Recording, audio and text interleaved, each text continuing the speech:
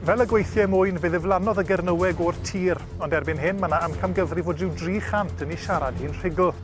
A'r drothwy'r bleidlais ynglyn â chynllun iaith y cyngor, mae yna rai'n teimlo nad oes digon yn cael ei wneud i adfer yr iaith. Nesa, hanes, neu nesa heno. Mae'n bosib y bydd fory'n ddiwrnod mawr i'r iaith Kernewek wrth i gyngor Cernyw bleidleisio ar gynllun iaith. Rhyw 300 sy'n ei siarad yn rhugl a chanoedd yn rhagor yn ei dysgu. Fe fydd y cyngor yn gosod targedau penodol, ond mae yna bryder na fyddan nhw'n helpu'r iaith i ddatblygu ar lawr gwlad.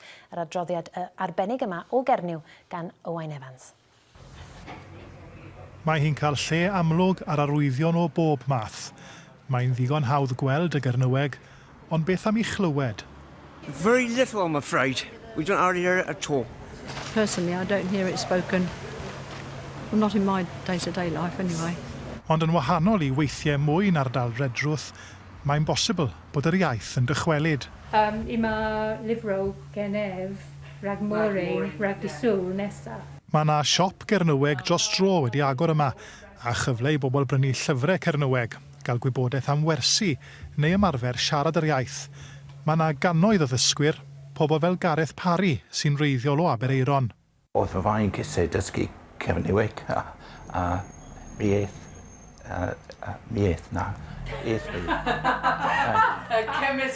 Cymysgu. Mae hynny'n digwydd bob amser. Mae'n digwydd, mae'r iaith yn debyg, mae'n anodd iawn.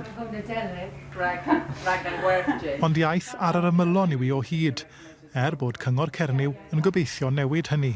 Fori bydden nhw'n pleidleisio ar gynllun iaith, bydd yn gosod targedau ar gyfer hybu a defnyddio'r iaith. For Welsh speakers, it might seem like very basic points that we're trying to put across and trying to ensure the consistency of use of the language in policy terms within the council.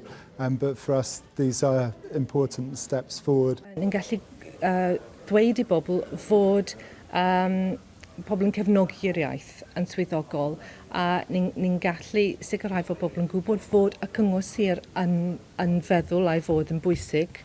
Ond mae ymgyrchwyr iaith yn poeni na fydd hyn yn helpu'r Kernewek i ddatblygu fel iaith gymunedol. Gwirfoddolwyr sy'n cario'r baich hwnnw, meddai ymgyrchwyr fel Loveday Jenkin. Mae hi am weld mwy o wario ar addysg. Gwir an tŵs yw's Kernewek a war hep tŵs ioing nefydd yn iaith yn termyn y ddy.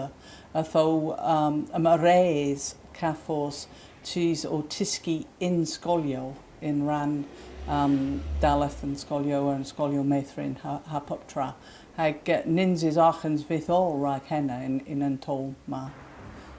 Mae yna dipyn o ffordd i fynd cyn gweld sefydlu ysgolion Kernewek meddai'r cyngor.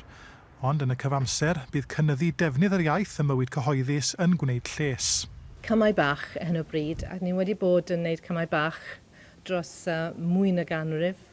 Ond mae pethau wedi newid yn fawr dros yr 20 mlynedd diwetha ac ni'n gobeithio ni'n gallu mynd yn gyflym, mwy gyflym yn nawr. Fel y gweithiau mwyn fe ddiflannodd y Kernewek o'r tir, ond erbyn hyn mae yna amcamgyfri fod ychydig gannoedd yn ei siarad hi'n rhugl. Mae yna gefnogaeth gref i'r iaith a phobl yn teimlo i bod hi'n rhan bwysig o'i hunaniaeth.